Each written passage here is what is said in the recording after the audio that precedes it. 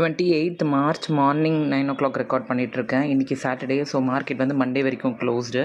இன்றைக்கி என்ன ரேட் இருக்கும்னு எதிர்பார்க்குறோன்னா 13,600 தாண்டிடும். 13,345 வச்சுருந்தாங்க நேற்று. சில்வர் 245. Indian rupee 94.86. ஸோ கொஞ்சம் வீக்காக இருக்குது.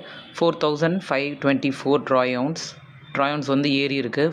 13,792 கேல்குலேஷன் வர்றதுனால ஸோ அசோசியேஷனில் அவங்க டிசைட் பண்ணி வைக்கிற ரேட்டு தான். ஸோ லேட்டஸ்ட் நியூஸ் இது தான். ஸோ திருப்பி வந்து ஏற ஆரம்பிக்குது. ஏன்னா இன்வெஸ்டர்ஸ்க்கு பெரிய குழப்பம் இருக்குது. ஜியோபொலிட்டிக்கல் ரிஸ்க் வந்து ரொம்ப ஹையாக இருக்குது. கடந்த 40 வருஷத்தில் இவ்வளோ டிராஸ்டிக்காக ஒரு 20% குறைஞ்சது இந்த மந்த்து தான் கோல்டு.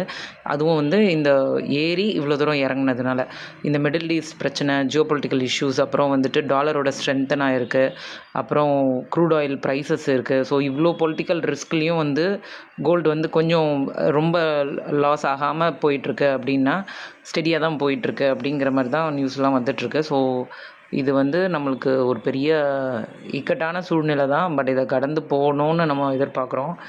ஸோ கன்சிஸ்டண்ட்டாக 400 கிராம்ஸ் இல்லாதவங்க சேர்த்துட்டே இருங்க. இந்த மந்த்லி ஸ்கீம் டிஜி கோல்டு இதெல்லாமே ரொம்ப பெனிஃபிட்டாக இருக்குது. போத்தீஸில் 7% கோல்டு போனஸ் கொடுத்துட்ருக்காங்க. இந்த ஸ்கீம் எவ்வளோ நாள் இருக்கும்னு தெரியாது. ஸோ அதனால் இருக்கிற வரைக்கும் நம்ம பெஸ்ட்டாக யூஸ் பண்ணிக்கணுன்றது தான் என்னோடய ஐடியா. ஏன்னா இப்போ எப்போ வேணால் என்ன சுச்சுவேஷன் எப்படி வேணால் மாறலான்ற மாதிரி இருக்குது. லாக்டவுன் சொல்கிறாங்க திருப்பி.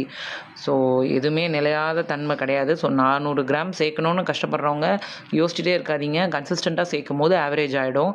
அதனால தான் நான் சொல்கிறேன், எப்போ குறையும் ரொம்ப நம்ம அதை பார்க்க வேண்டிய அவசியம் கிடையாது. பட் இந்த மாதிரி அப்டேட்ஸ் வரும்போது நீங்கள் அதுக்கு முன்னாடியே இன்வெஸ்ட் பண்ணுறதோ, இப்போ 10 மணிக்குள்ளே நீங்கள் போட்டுட்டிங்கன்னா உங்களுக்கு கம்மியாக இருக்கும் ரேட்டு. 10 மணிக்கு அப்புறம் ஜாஸ்தி ஆகிடும்.